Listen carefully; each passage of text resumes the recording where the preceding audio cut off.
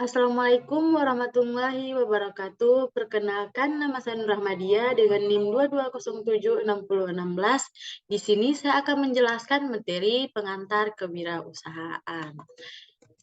Eh, Kewirausahaan atau wirausaha merupakan seseorang yang telah memulai atau mengoperasikan bisnis, seseorang yang membuat keputusan yang membentuknya sistem ekonomi, pendorong perubahan, inovasi, dan kemajuan perekonomian.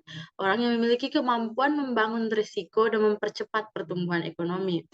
Berarti seorang wirausaha adalah orang yang berkeinginan untuk mengoperasikan bisnis demi mendapatkan keuntungan-keuntungan.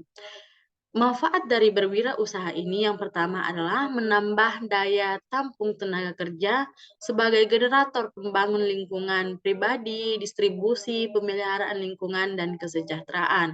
Berikutnya untuk memberi contoh bagaimana bekerja keras, tekun, dan memiliki pribadi yang unggul dan patut diteladani. Tentu menjadi seorang wirausaha tidaklah mudah. Ada berbagai proses yang harus dilewati untuk menjadi seorang wirausaha. Seorang wirausaha haruslah sabar, energik, kaya ide, kreatif, inovatif, memiliki mimpi yang besar, ada modal, dan bertanggung jawab, tentu juga berprestasi, jujur, takwa, dan mampu bernegosiasi. Eh, Tujuan dibentuknya kewirausahaan ini yang pertama adalah devis equilibrium. Seseorang yang merasa adanya kekurangan dalam dirinya dan berusaha mengatasinya. Yang berikutnya, pengambilan keputusan menjadi wirausaha. Ini merupakan keputusan dari dalam dirinya untuk menjadi seorang wirausaha. Yang berikutnya adalah keputusan wirausaha diambil dengan tujuan memecahkan masalah kekurangan. Tentu kita memiliki kekurangan masing-masing, tapi dengan mengambil tujuan menjadi wirausaha, ini berarti kita telah memecahkan kekurangan kita tersebut. Dan yang terakhir adalah pencapaian tujuan. Tujuan berupa insentif yang diyakini dan dinikmati jika seseorang melakukan kegiatan tertentu. Wirausaha memiliki prinsip. Yang pertama, inovasi. Yang kedua, kuat mental, motivasi, fokus pada masa depan. Pelanggan adalah raja. Fleksibel, integritas atau konsisten, bersikap adil, perhitungan, dan berani memulai. Tentu, kita harus berani memulai jika ingin menjadi seorang wirausaha. Tidak mungkin kita hanya diam di tempat, maka kita harus memulai. Yang berikutnya adalah pengembang kewirausahaan.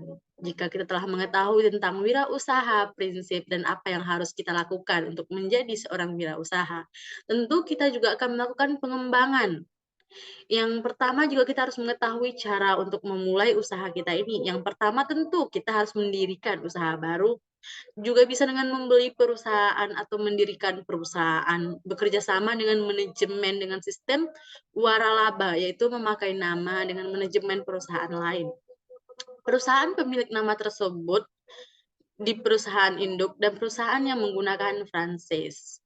Yang berikutnya adalah teknik menentukan lokasi dan layout atau pengembangan usaha. Tentu kita juga harus menentukan tempat atau lokasi yang strategis untuk usaha kita itu.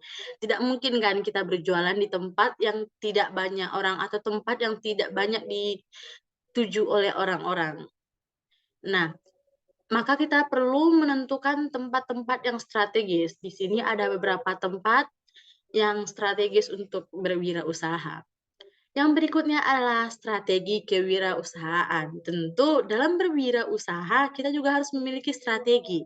Yang pertama, pengelolaan usaha yang dimulai dengan merencanakan usaha, suatu hal yang tertulis berisikan misi usaha, usulan usaha, operasional usaha, rincian strategis dan peluang yang mungkin diraih, fungsi perencanaan, yaitu sebagai pedoman untuk mencapai keberhasilan manajemen yang biasanya berupa ringkasan eksekutif, yang berupa maksud usaha, usulan finansial, permintaan dana, cara penggunaan dana, dan cara pembayaran kembali pinjaman.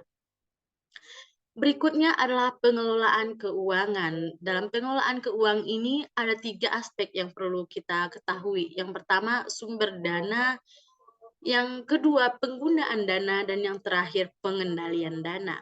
Yang terakhir ada strategi pemasaran. Setelah kita menggali atau tahu tentang biayanya, kita juga harus ada strategi pemasaran, karena orang juga harus tahu produk kita tanpa harus datang ke tempat kita. Kita harus mengakali hal tersebut, yakninya dengan melakukan strategi pemasaran.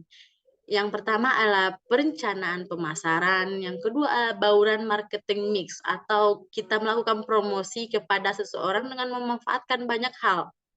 Yang terakhir adalah kiat pemasaran usaha baru, yakni dengan mencari peluang besar, tempat yang tepat, banyaknya barang yang dibutuhkan, tentukan target apa yang akan kita capai. Yang berikutnya adalah manajemen strategi kewirausahaan. Manajemen kewirausahaan menyangkut semua kekuatan perusahaan yang menjamin bahwa usahanya betul-betul eksis, bahwa usaha kita ini benar-benar eksis atau terbaru dan orang-orang berhak untuk membelinya. Strategi kewirausahaan ada sebagai berikut. Yang pertama, strategi bagi pemimpin pasar, strategi bagi bukan pemimpin pasar, strategi lain yang dilakukan pada tahap pertumbuhan. Dan setelah kita melakukan berbagai wirausaha, setelah kita berdagang, tentu kita juga memiliki etika bisnis. Karena orang selain melihat produk kita juga melihat etika kita. Etika di sini adalah tata cara berhubungan dengan manusia lainnya. Karena masing-masing masyarakat beragam adat dan budaya. Di saat promosi itu kita juga harus menyesuaikan dengan adat dan budaya mereka. Di sini ada etika dan norma setiap pengusaha, yakni ada kejujuran, bertanggung jawab, menepati janji, disiplin, taat hukum, suka membantu, komitmen dan menghargai dan mengejar prestasi yang tentunya. Di sini ada kewirausahaan sosial. Setelah kita mengetahui kewirausahaan pada umumnya, di sini kita akan membahas kewirausahaan sosial, yakni berwirausaha sambil memecahkan masalah sosial. Ini tentu lebih menantang daripada sekedar berwirausaha. Di sini juga kita memecahkan masalah sosial. Berikutnya adalah jalan menjadi wirausaha sosial. Semua orang yang menjadi social entrepreneur, yakni pengusaha, pegiat masyarakat sipil, profesional, tokoh agama, mahasiswa, dan lain sebagainya. Jalan menjadi social entrepreneur. Yang pertama, kaya dulu. Iyalah, jika kita ingin menjadi wirausaha sosial dan kita akan memecahkan masalah, tentu kita harus kaya dulu. Kita harus memiliki uang yang cukup untuk memodali apa yang akan kita lakukan. Yang berikutnya adalah langsung menggerakkan masyarakat atau suatu kelompok sosial untuk bersama-sama membuka usaha atau meningkatkan produktivitas. Demi meminimkan pengangguran, tentu kita harus membuka usaha, kita harus menggerakkan masyarakat agar bisa bersama-sama atau mau bekerja sama dalam membangun usaha tersebut. Tentu kewirausahaan sosial ini ada masalahnya. Masalah yang pertama yaitu punya kebutuhan untuk meningkatkan kesejahteraan, tapi mental wirausaha lemah. Atau punya bisnis yang sudah maju, tetapi empati sosial kurang. Nah, tentu kita harus meningkatkan mental wirausaha dan juga empati sosial kita. Nah, di sini ada gerakan memunculkan kewirausahaan sosial. Karena kekurangan-kekurangan tadi, maka dibutuhkan gerakan untuk memunculkannya. Yang pertama, melakukan terapi mindset, jiwa, mental, etos, wirausaha pada komunitas-komunitas, organisasi sosial, kelompok-kelompok kecil. Yang berikutnya adalah menanamkan wawasan sosial pada investor atau pemilik modal dan pengusaha tradisional, perusahaan, dan profesional di dunia usaha.